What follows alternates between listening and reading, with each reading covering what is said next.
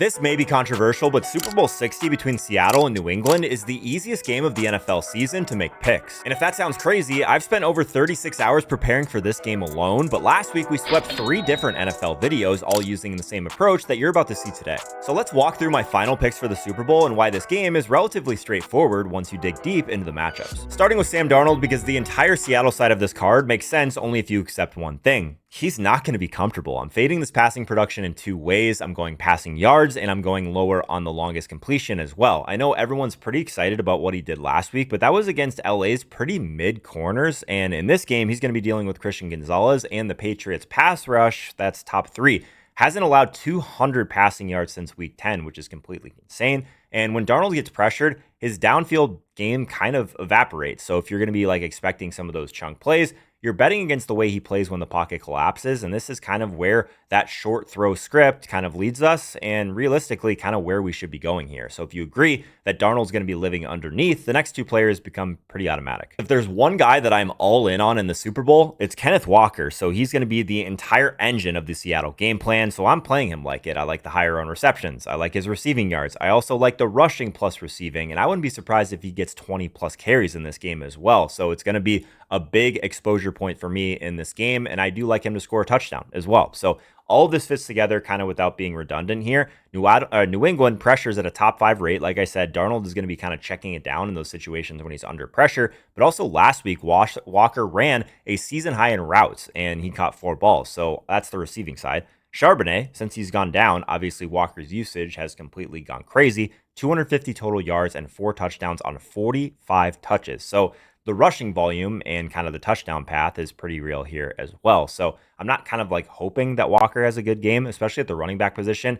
I'm trusting the volume, and I think this is Seattle's clearest path to controlling the Super Bowl. The next one's kind of interesting. So if we want to get surgical here, George Holani, he's the one that's kind of a little bit of an add-on here to what I expect from Walker. I think that the higher on receiving yards, super interesting. Last week, 7 of Darnold's 25 completions went to running backs, and that's kind of the tall tell because I think that under pressure, he's going to be basically content to dump it off all game. And Holani doesn't really need a big role. He was a lot more involved last week than I expected. So if this game plays out the way I'm expecting, kind of a lot of pressure, quick decisions, easy throws to the backfield, that's kind of the whole play here. Now, this next one is kind of where people could mess this game up and they could be chasing last week's box score, especially at the wide receiver position, and kind of ignore the whole coverage shift that's happening on defense. We have to talk about Jackson Smith-Njigba because this is the one that's going to feel wrong to casual viewers. So I'm fading him in multiple ways. It all really comes, though, from one single leverage point. I like the lower on receiving yards. I also think his receptions is a little bit too high, and I don't think he'll score a touchdown. So we're kind of all in on JSN basically getting shut down or at least limited in what they can do. And the reason for that is last week was kind of a perfect storm. LA was a top 5 matchup to the outside wide receiver position, and the Patriots are the complete opposite. With Gonzalez on the field, they're giving up just 6.3 yards per target to the outside. That's a bottom 3 setup for this role for JSN. So you're kind of fading the ceiling at first, and then you're also kind of fading volume, and people just assume that's going to automatically carry over in this spot. But like I said, I expect them to control the game on the ground. So you're kind of fading some ceiling here.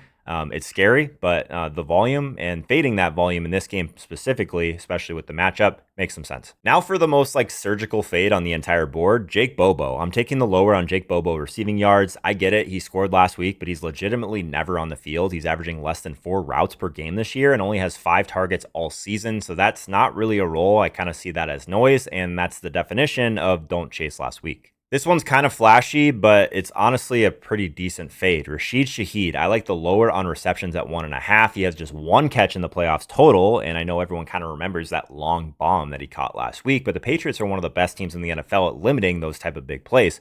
So if Darnold is kind of under heat, like I expect him to be, and the defense is kind of capping that explosiveness downfield, Shaheed's really not the guy, and probably one of those ones that could turn into he's not one of those guys I see turning into a high volume receiver, essentially. That's just not how this game or this matchup sets up. All right, enough of Seattle. Let's flip over the Patriots side because their board is all about concentrated roles. But if your fantasy football season didn't end well, this may help. I've teamed up with DraftKings Pick 6, the official daily fantasy sports partner of the NFL, to give you another way to make the big game more interesting. Here's exactly how it works. You just pick more or less on 2 or more player stats, passing yards, touchdowns, things like that. Then it's basically you calling how a player performs and seeing how your picks come to life on every snap. app, and here's the part you should know. Right now, new DraftKings customers who play $5 or more on their first paid entry get $60 in Pick 6 bonus picks. So if you're new, you play $5 or more, and they drop $60 in Pick 6 bonus picks right into your account. All you need to do is download the DraftKings Pick 6 app and use promo code HOLKA to unlock that offer. In partnership with DraftKings Pick 6, the crown is yours. We have to start in the backfield with Rhamondre Stevenson because this one's finally starting to feel a little bit more straightforward. Over the last 6 quarters, he's out-snapped Henderson 76-8, and in the AFC Championship game, he's out-carried him 25-3. So that feels kind of like the whole story and like what this like coaching staff in general is trying to tell us, and it's really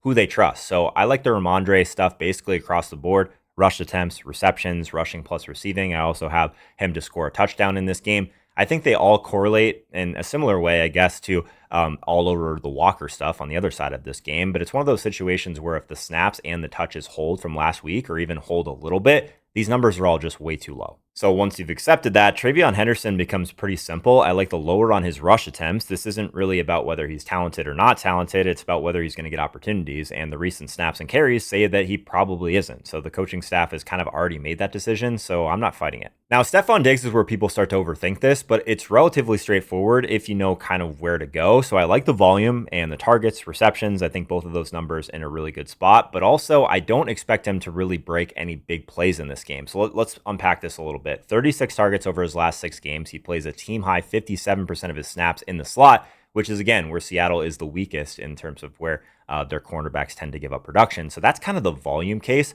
But here's the flip that makes me feel good about not betting on the efficiency, essentially, or a splash play. It's because in the playoffs, he's averaging just 6 air yards per target. So that number at 17.5 for longest reception is way too high. So if he can catch the ball, continue to move the chains, all that, I just don't expect him to rip a long one against this defense. And that's kind of how you play Diggs correctly in this profile. There is some nuance here though, so let's talk about Hunter Henry. I do like the lower on his receptions. The volume just hasn't been there for Henry. I know he's been running a ton of routes. The target share was really strong in the red zone, but I just don't really necessarily think he's going to be a big part of this game. He's topped 4 catches in just 20% of his games this season. He's averaging 2 receptions per game in the playoffs, so I think that is too high, but I would not be shocked if Hunter Henry does score a touchdown in this game just because of that red zone role. And again, it's kind of similar to Diggs. If you're going to beat this team, it's going to be through the middle and in the slot, and that extends to the around the goal line. But there's a few more plays that I want to talk about on the Seattle side. Cooper Kupp feels like the cleanest version of this entire idea of what we think is going to happen on that side of the ball. So I like the receptions number, 2.5, way too low. I also think the receiving yards number is also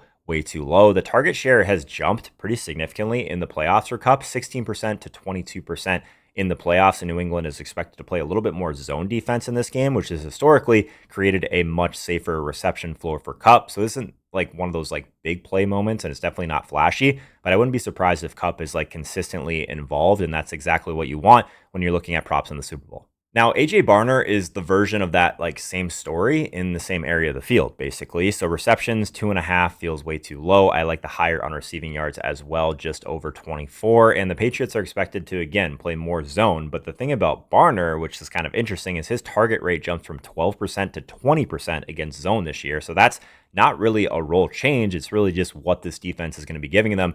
And I think, I guess if we're looking for one guy outside of Kupp underneath that could benefit, I think Barner is a little bit sneaky here. Now for the uncomfortable one, because it's kind of like one of these plays that feels like it's built for the moment. Kayshon Boutte, I like the higher on his longest reception. It's not a good matchup. Let's get that out of the way. But for a quarterback like Drake May, who's really not been scared to push the ball downfield all season, I wouldn't be shocked if him and Boutte connect downfield for at least one. That's been kind of repeatedly true, I guess, in the playoffs so far.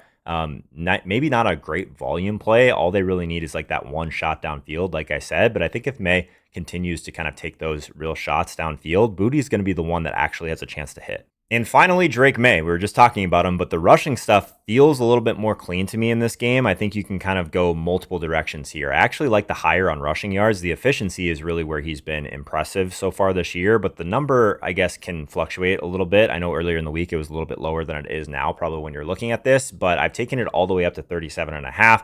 He also has 75 rushing yards on 14 carries in the playoffs so far. So when the play kind of breaks down, he's really just been taking advantage through the middle of the field. But the one thing that I do think is interesting, especially because I think Seattle is going to win this game, is I like the lower on attempts. 8.5 feels way too high to me, especially because when you dig into it, a lot of the attempts that he's gotten over the last like month or so, or really just the whole season, I guess, has been inflated a little bit by kneel down. So if the Patriots aren't winning this game, which I still would say that the Seahawks have a better chance to win, I think that like padding with those attempts through kneel downs is something that we're really not going to get with Drake May in this spot.